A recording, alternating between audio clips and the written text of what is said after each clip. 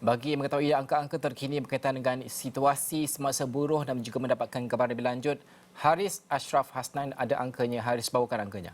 Ya, Najib, sudah tentu kalau kita nak meneliti kepada angka-angka, kita nak melihat kepada sektor yang kritikal. Kita nak melihat pertamanya melibatkan pembuatan pertanian dan pembinaan. Ini merupakan sektor industri serta sektor yang terlibat. Kami bawakan angka-angka yang dikongsikan oleh pemain-pemain industri, laporan media dan juga melibatkan diplomat ataupun mahupun kedutaan sendiri yang mengemas kini memaklumkan berkenaan dengan dari segi betapa kritikalnya jumlah pekerja yang perlu ada di dalam negara, yang perlu dibawa masuk. Baik, kita lihat kepada pembuatan, sekitar kekurangan pekerja sekitar 600,000 orang untuk sektor pembuatan. Kemudian pembinaan sekitar 550,000 sawit. Kita tahu sehari boleh kekurangan lebih 1 bilion ringgit kerugian yang bakal dialami oleh komoditi sawit. Industri ini kekurangan 120,000 pekerja. Sektor pembuatan chip pula kekurangan sekitar 15,000 dan bagi sektor sarung tangan sekitar 12,000 pekerja. Dan ini merupakan angka yang dikongsikan oleh pemain industri bercerita kepada laporan-laporan media yang kita rangkumkan, yang kami bawakan. Jadi secara keseluruhan, berapakah jumlah yang Malaysia perlukan pekerja asing, iaitu Malaysia kekurangan 1.2 juta pekerja. Ini merupakan gambaran jelas melibatkan tiga industri utama, iaitu pembuatan, pertanian dan pembinaan. Dan inilah yang akan menjadi punca mengapa pemain-pemain industri gagal untuk memenuhi permintaan dan juga sekaligus menjejaskan perkembangan ekonomi, pemacuan pemulihan ekonomi pasca COVID-19 ini. Najib. Okey, kita bawakan pakarnya untuk kita bincangkan lebih lanjut, Haris, iaitu kita bersama dengan Profesor Dr. Balakrishnan Parasuraman, iaitu merupakan Profesor Hubungan Industri dan Sumber Manusia FKP UMK yang bersedia pada ketika ini. Prof, selamat pagi. Terima kasih kerana meluangkan masa bersama dengan kami. 1.2 juta kalau ikutkan perkiraan dan juga perhitungan peserta industri yang kita perlukan untuk memastikan industri kita berjalan seperti sebelum pandemik COVID-19. Pandangan Prof sendiri, di mana permasalahannya? Kerana kita sudah membuka pada bulan Februari. Kalau kita membuka sepadan dan orang ramai boleh pergi ke negara lain untuk melancong dan sebagainya, apa permasalahan kita untuk mengambil pekerja ini, Prof? Okey, terima kasih Encik Najib bagi peluang untuk saya bercakap pada pagi ini. Okey, saya banyak kali dah mengatakan sektor-sektor yang kritikal sekarang ni ialah sektor pertanian dan juga sektor-sektor pembinaan, very critical. Tadi Encik Ashraf dah bentangkan 1.2, itu satu masalah yang agak besar sebab setiap industri ini kita perlukan sumber manusia. Tanpa sumber manusia, kita tidak boleh untuk memajukan sesuatu industri dan juga ni. Bagi saya permasalahan yang sekarang ni ialah persepsi pekerja tempatan terhadap terhadap sektor-sektor seperti pertanian dan pembinaan yang di mana mereka katakan itu adalah 3D job. Saya dah banyak kali dah ulangkan polisi pekerja asing ini kena disatukanlah di bawah satu payung di mana pihak majikan, majikan bergantung kepada pihak kerajaan untuk mengatasi masalah ini. Jadi saya rasa masalah tu structure problem. Structure ni daripada bawah lah, daripada college dan juga daripada sekolah dan sampailah ke atas sebab persepsi pekerja kita ni, tempatan ni mereka memang menganggap kerja tu memang. Jadi sebab tu saya dah lama bagi tahu daripada kita gunakan 3D tu, kita ubahkan nama pekerja tu more professional lah. Jadi sekarang tiba masa untuk kita, kalau saya nak cakap di sini, masa untuk Kementerian Sumber Manusia yang mengambil serius dalam kategorikan pekerjaan-pekerjaan di sektor pertanian dan pembinaan itu dalam bentuk yang lebih macam very professional. Saya faham ada juga majikan mengatakan mereka telah gunakan banyak term-term itu tapi masih lagi tidak boleh menarik. Jadi ini bukan masalah individu, masalah negara. Sebagai sebuah negara maju, ke arah negara maju pendapat tinggi, walaupun gaji minimum ditingkatkan dari masa ke masa walaupun 1,500, tapi ada isu struktural yang perlu diubahkan seperti polisi itu memang ada, tapi implementasi itu sangat penting, governance sangat penting, and many issues lah. Jadi saya tak halang untuk bawa pekerja asing ke Malaysia, tapi kena hadkan mereka kerana pekerja-pekerja tempatan ini perlu dididik. Didikan itu sangat penting. Apakah persepsi kita kepada ini? Jadi didikan dari awal lagi penting. Saya rasa di sekolah lagi kita boleh mendidik. Ada pekerja, ada pelajar, mereka ni tak minat dalam sektor akademik. Mereka minat dalam teknikal. Jadi tiba masa untuk majikan-majikan yang di luar tu tolong fikirkan semula macam mana restructure job title itu. Saya difahamkan beberapa tahun yang lalu kementerian ada keluarkan satu panduan tentang job title dan sebagainya. Jadi dengan ada salary plus package ganjaran yang boleh diberi kepada pekerja, kita di situ. Jadi kita sekarang senario yang kita hadapi sekarang ialah tidak ada pekerja. Itu dikatakan majikan. Tapi di segi pengangguran memang jatuh. Baru ni Jabatan Perangkaan mengata jatuh.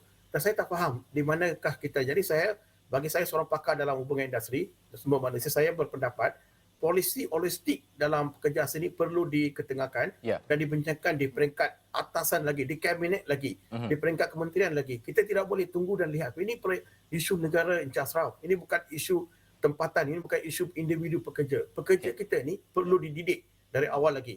Jadi MEF lah, MTUC dan banyak lagi agensi-agensi yang termasuk universiti, kolej-kolej, di sekolah-sekolah pun kita kena mulakan. Jangan lagi hala pendidikan kita ke arah mewujudkan sumber manusia yang lebih cemerlang. Jadi kita kena arahkan mereka dalam ke arah situlah, polisi yang holistik bagi saya. Ya. Prof Haris di sini melihat kepada apa yang dikatakan oleh wakil ataupun diplomat sama ada duta Indonesia sendiri maupun wakil daripada Bangladesh menyatakan apa yang kebimbangan mereka adalah dari segi seperti yang Prof katakan adalah dari segi polisi, melihat kepada ketidakseragaman dalam bentuk sama ada mungkin pelaksanaan kepada Bangladesh, pekerja Bangladesh lain, pekerja Indonesia lain. Bagaimana Prof melihat keseragaman dalam bentuk polisi itu amat penting supaya ianya jelas kepada negara-negara sumber ini yang nak menghantar pekerja masuk ke negara kita, Prof? Okey, bagi saya sangat mudah kan. Setiap negara itu ada polisi imigrasi dan undang-undang yang berbeza. Itu tidak ada masalah. Yang masalah kita adalah di sini. Kita kena ada satu panduan yang jelas untuk mana-mana pengambilan pekerja di luar negara. Kita kena ada satu macam ada checklist kita. Apa yang perlu kita boleh buat, apa yang kita sepatutnya boleh buat. Jadi dalam konteks ini saya rasa yang penting ialah polisi kita di sini mesti lengkap. Jadi bila kita berdepan dengan kerajaan seperti Bangladesh ke atau Indonesia ke, kita kena perlu selesaikan masalah tempatan dulu di mana kita mengatakan apa package kita boleh bagi mereka. Sorry Encik Ashraf, sekarang ni pekerja ni bukan zaman dulu lagi. Mereka ada WhatsApp, mereka ada internet, mereka boleh akses tu banyak isu. Mereka boleh tahu apa keadaan pekerja di Malaysia, di Indonesia dan sebagainya. Jadi pekerja kita ni sudah buka mata tahu. Mereka bukan lagi macam dulu. Tapi bila polisi yang saya cakap tadi yang legal, saya tak nak yang illegal. Kita tak nak illegal tu masuk ke dalam oleh kerana kita nak ambil pekerja ramai, masuk illegal bila datang COVID, kita ada masalah. Kita buat illegal. Banyak negara buat illegal cara datang sini dan kita layan juga mereka seperti pekerja lain. Cuma yang saya cakap di sini ialah hadkan mereka kemasukan mereka dan kita melihat semula polisi sumber manusia di syarikat yang ada yang syarikat besar mungkin boleh gabung. Why not semua syarikat dalam pembinaan ke sektor pembuatan bergabung dan berbincang dan bawa satu holistic approach. Dan saya banyak kali mengatakan Encik Ashraf, biar yang amat hormat Perdana Menteri yang chair the meeting akan facilitate oleh Menteri Sumber Manusia, biar kita nampak. So kita punya polisi memang baik, terbaik antara negara-negara lain.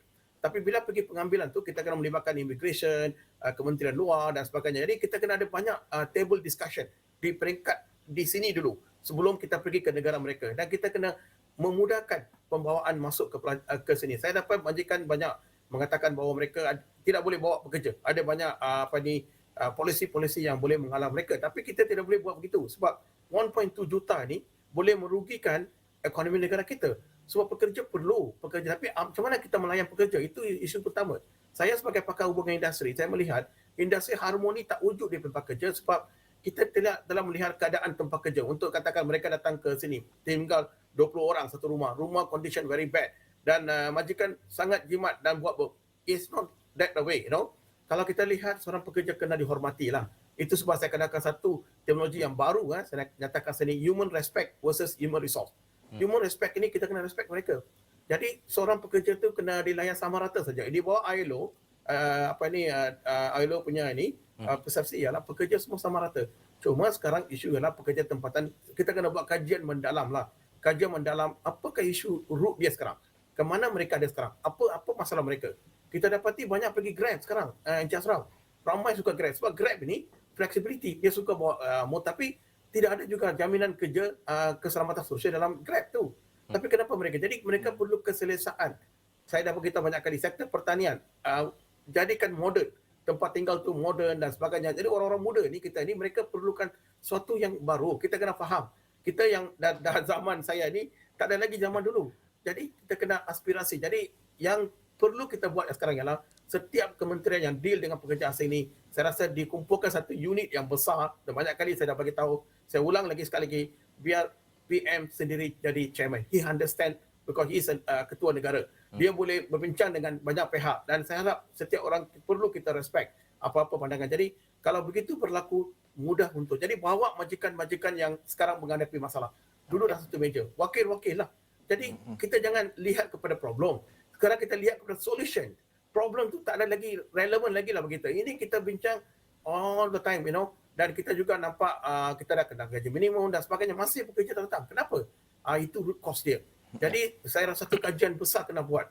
Dan kita pakar-pakar di universiti sanggup untuk membantu negara kita. So we love our country. Yes. We want our country to grow. Jadi dalam konteks ini, kenapa kita study very in-depth. Tanya dengan pekerja-pekerja muda, pekerja yang ni, apa masalah mereka. Dan dari situ kita kena buat satu polisi. Dan untuk di pekerja tempatan, pekerja yang kita katakan mereka bukan asing bagi saya lah. Mereka datang ke sini untuk bekerja. Kita tak malam mereka. Tetapi apakah kita package yang kita bagi dengan mereka. Dan a lot of policy kita kena memudahcarakan. Yes. Itu saya kata problem solving, not looking for the problem. So itu yang saya punya pandangan yang ikhlas daripada saya lah.